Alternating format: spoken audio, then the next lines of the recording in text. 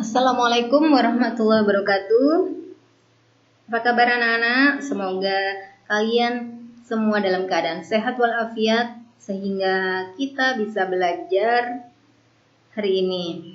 Anak-anak, hari ini kita akan belajar tentang mengidentifikasi ciri teks prosedur. Baik, kita langsung ke materi ya.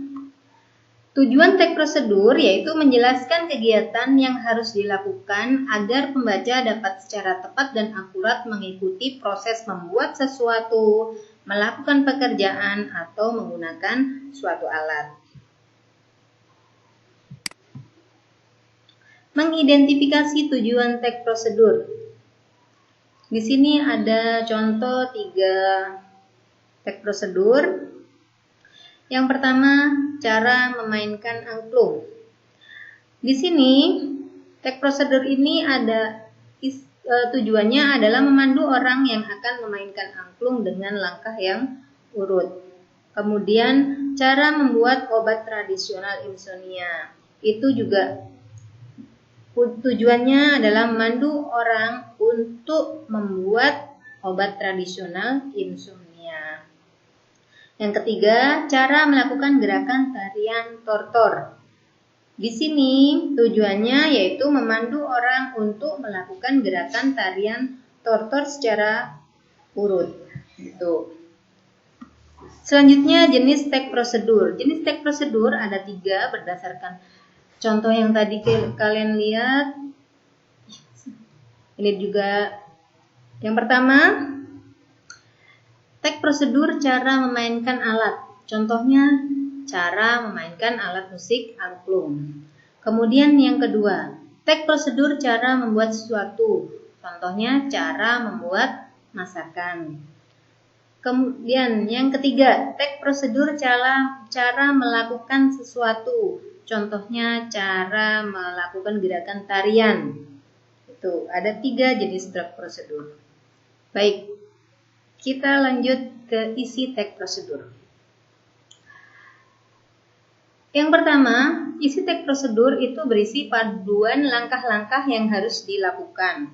Yang kedua, dalam teks prosedur ada aturan dan batasan dalam hal bahan atau kegiatan dalam melakukan kegiatan.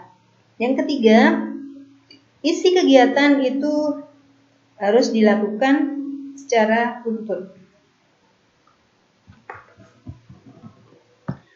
Mengidentifikasi bahasa dalam teks prosedur. Di sini contohnya adalah penggunaan kalimat perintah. Dalam teks prosedur ada penggunaan kalimat perintah. Contohnya, sapukan kuas blush on pada tulang pipi ke arah telinga secara horizontal. Itu ya. Itu contoh yang pertama, contoh adanya penggunaan kalimat dalam teks prosedur. Yang berikutnya penggunaan kata yang menunjukkan ukuran. Jadi ada ukuran sesendok teh 600 cc 5 butir. Nah, ini kata-kata yang menunjukkan ukuran. Ciri bahasa teks prosedur. Dalam teks prosedur itu ada kalimat perintah, ada kalimat saran, kalimat larangan, ada juga kata yang menggunakan ukuran dengan akurat, ada juga kelompok kalimat dengan batasan yang jelas. Kalimat perintah, contohnya gerakkan kedua telapak tangan perlahan ke arah kiri. Kalimat larangan atau saran, ini kalimat saran dulu ya, contohnya jarak angklung dari tubuh sebaiknya cukup jauh, siku tangan kiri hampir lurus agar angklung dapat digetarkan dengan baik dan maksimal. Kemudian contoh kalimat larangan, tambahkan kangkung dan bayam, aduk beberapa saat, jangan sampai terlalu layu. Nah, ini ada kalimat larangannya. Contoh kata dengan ukuran yang akurat. Gerakkan kedua telapak tangan perlahan ke arah kiri. Perlahan ke arah kiri. Jadi gerakannya perlahan, gitu ya. Jadi menggerakkannya tidak terlalu cepat, tapi perlahan dan ke arah kiri.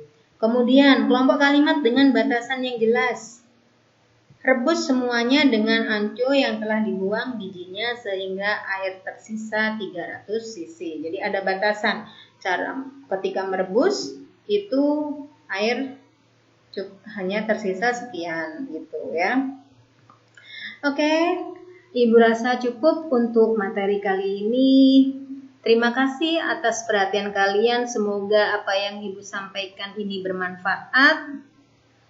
Jangan lupa untuk yang belum subscribe, klik subscribe, dan yang sudah, jangan lupa untuk like.